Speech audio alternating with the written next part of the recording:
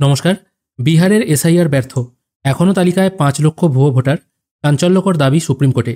হ্যাঁ, এরকমই একটি খবর উঠে আসছে, যেখানে একটি স্বেচ্ছাসেবী সংস্থা অ্যাসোসিয়েশন ফর ডেমোক্রেটিক রিফর্মস, তারা যেটা প্রথম থেকেই এসআইআর এর বিরোধিতা করে আসছিল, তারা কিন্তু সুপ্রিম কোর্টে এই দাবি জানায়। তাদের মূল বক্তব্য হচ্ছে, এত ঘটা করে বিহারে যে নিবিড় সংশোধন বা এসআইআর হলো, তাতে অন্তত ৫ লক্ষ ভুয়ো ভোটার এখনও রয়ে গেছে। মূল বক্তব্যে চলে আসছি। এডিএ শুরু থেকেই এসআইআর প্রক্রিয়ার বিরোধিতা করে আসছে। তাদের বক্তব্য ছিল, এই প্রক্রিয়ার ফলে লক্ষ লক্ষ বৈধ ভোটারের নাম বাদ যাবে। সবচেয়ে বেশি ক্ষতিগ্রস্ত হবে প্রান্তিক, গরিব এবং সংখ্যালঘুরা। সেই আপত্তি উড়িয়েই বিহারে গোটা প্রক্রিয়া সম্পন্ন করার অনুমতি শীর্ষ আদালত দিয়েছে। এবার এডিআর দাবি করছে, যে প্রক্রিয়া সম্পন্ন হয়েছে সেটিও ত্রুটিপূর্ণ। কারণ বহু বৈধ ভোটারের নাম যেমন বাদ গিয়েছে, তেমনি বহু ভুয়ো অবৈধ ভোটারের নামও ছাঁটাই করা সম্ভব হয়নি।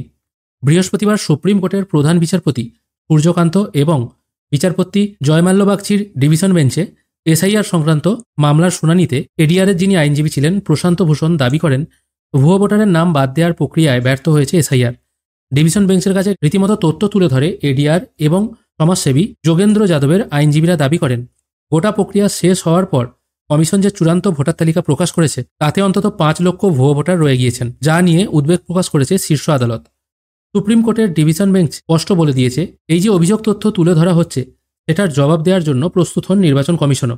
এসআইআর এর মূল উদ্দেশ্য ছিল ভোটার তালিকা স্বচ্ছ ও অবৈধ ভোটারকে মুক্ত করা, কিন্তু একাধিক ক্ষেত্রে সেই স্বচ্ছতাই প্রশ্নের মুখে। এডিআর এর দাবি সঠিক প্রমাণিত হলে গোটা প্রক্রিয়ার যৌক্তিকতা নিয়ে প্রশ্ন উঠবে।